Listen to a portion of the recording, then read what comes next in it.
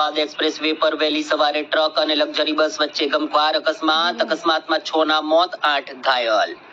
વડોદરા શહેર નજીક Vadodara Ahmedabad express way ઉપર એક ટ્રક અને લક્ઝરી બસ વચ્ચે ગમખ્વાર અકસ્માત સર્જાયો હતો। આ અકસ્માતમાં 6 લોકોના મોત થયા છે, જ્યારે અન્ય 8 લોકો ગંભીર રીતે ઈજાગ્રસ્ત થયા છે। કેટલાકને આણંદ હોસ્પિટલમાં દાખલ કરવામાં આવ્યા છે, જ્યારે અતિ ગંભીર ઈજાગ્રસ્તોને વડોદરાની સયાજી હોસ્પિટલ ખાતે ખસેડવામાં આવ્યા છે। આ ઘટનાને પગલે વડોદરામાં રહેતા ઈજાગ્રસ્તોના પરિવારજનો પણ એસએસજી હોસ્પિટલ ખાતે તેઓની મુલાકાત લેવા અને સારવારમાં મદદરૂપ માટે પહોંચ્યા હતા।